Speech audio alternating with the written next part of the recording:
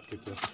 Sahabat, kali ini saya ingin mengganti polybag ini dengan pot yang lebih cantik, karena ini polybag saya pakai hanya untuk sebagai perawatan awal, atau dari kelapa sampai sekarang ini saya pakai polybag, dan sekarang sudah mulai kelihatan lebih bagus.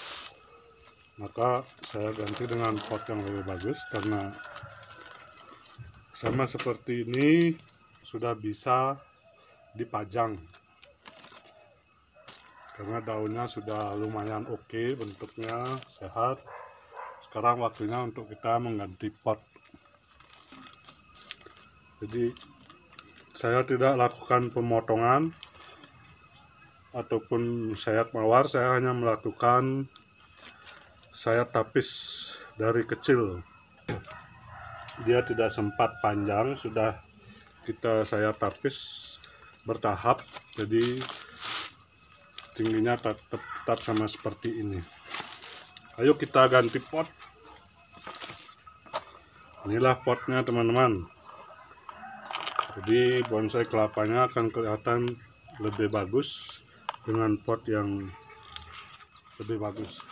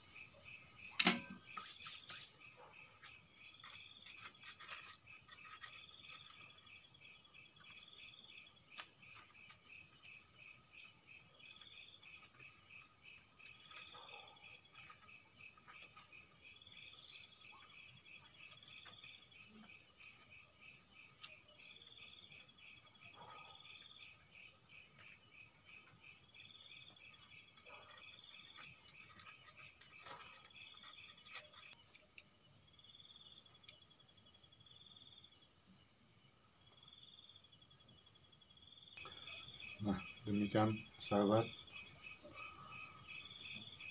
proses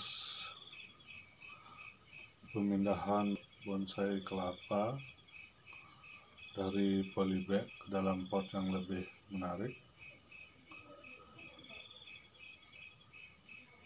Saya sengaja tidak mengekspos batoknya, karena saya lebih suka dengan bonsai kelapa yang perakaranya kokoh. Jadi benar-benar perakaranya betul-betul dia mencakar sama seperti itu. Jadi saya bersihkan bertahap ini sabut kelapanya dengan tujuan akarnya ini tumbuh dengan rapat dulu di dalam sabut, sehingga nanti akan kelihatan lebih kokoh. Ini adalah bonsai kelapa kedua untuk saya, yang betul-betul dari awal saya bikin dengan sistem penyayatan tapis bertahap, karena beberapa kali saya melakukan sayap mawar selalu gagal. Tidak tahu kenapa, selalu gagal, selalu mati. Akhirnya saya memutuskan untuk tidak melakukan sayap mawar, hanya melakukan sayap tapis. Jadi setiap kali ada tapisnya mau muncul tunas baru, dia akan dibungkus dengan tapis. Jadi saya bersihkan perlahan, tidak langsung saya potong, saya hanya bersihkan tapisnya, kemudian saya biarkan beberapa hari. Setelah agak kering baru saya potong. Nah, inilah hasilnya bonsai kelapa yang sebenarnya tunasnya saya dapat beli dari penjual bibit kelapa yang sedianya mau ditanam dengan seharga 15.000 kurang lebih, karena baru melejit ini, baru sedikit, baru ini mungkin dua ini. Jadi saya cukup senang dengan hasilnya karena kelihatannya tumbuh dengan sehat. Dan bonsai pertama yang saya bikin berhasil. Ada lagi satu, cuma yang itu benar-benar kerdil sekali, karena dari awal melejit tunasnya itu saya sudah melakukan penyayatan tapis. Jadi perlahan-lahan saya bersihkan tapisnya, benar-benar dengan sabar saya tunggu, dan akhirnya berhasil membuat bonsai kelapa kerdil ya. Padahal bibitnya itu bukan bonsai kelapa gading, itu adalah bonsai kelapa biasa yang tinggi besar, tetapi gadingnya kecil. Nah, ini teman-teman, jika dibandingkan dengan bonsai tadi, ini juga umurnya belum ada 5 bulan ya, karena kelapanya baru muncul. Saya minta sama teman dan langsung saya lakukan penyayatan tapis, bukan sayat mawar ya, tapisnya itu saya buka dulu, terus saya biarkan. Akhirnya kecil sekali teman, benar-benar kerdil. Ini saya mau akarnya sama seperti ini, dia betul-betul mencengkram, dan ini batoknya masih ada di bawah, betul-betul mencengkram dan keliling sama seperti bonsai biasa ya. Ini tingginya sedikit lebih tinggi dari rokok teman-teman. Saya dibandingkan, ini rokok Dunhill ya, ini kerdil, segini kerdil sekali. Dan saya suka melihatnya karena bonggolnya lumayan ini besar, padahal ini maksimal 5 bulan ini saya dapat minta, yang baru tunasnya baru keluar ya. Dan ini sudah ada tunas baru, saya sudah bersihkan juga tapisnya barusan.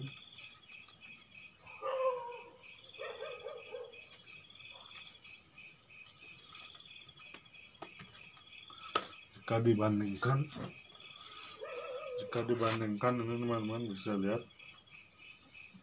nah, padahal ini kelapa biasa, kelapa Bali yang besar ya, kelapa sayur. Kalau ini adalah kelapa gading, umurnya mungkin hampir sama ini, cuma ini saya beli, ini saya dapat minta. Jadi yang ini benar-benar kerdil. Ini juga saya bersihkan kemarin perlahan, ini sabutnya. Ini saya juga akan bersihkan nanti, ini sudah mulai agak lapuk, saya akan bersihkan sedikit demi sedikit. Nah teman-teman, juga kemarin saya coba dibiarkan kena air hujan, ternyata tidak bagus jika terkena air hujan langsung. Ada spot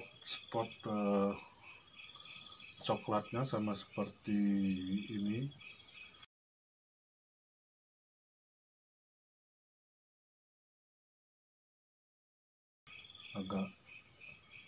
Saya tidak mengerti apakah air hujannya penyebabnya, dan ada yang lain juga yang agak lebih besar, saya kena air hujan langsung, sama seperti itu, ada spot coklat ya, coklat sama seperti terbakar. Dan ini tidak kena air hujan, lebih bersih, lebih bagus, jadi disiram saja. Jadi apakah air hujan itu juga menyebabkan kekurang indahan atau menjadi kusam kelihatannya untuk bonsai kelapanya? Nanti saya akan melakukan percobaan lagi.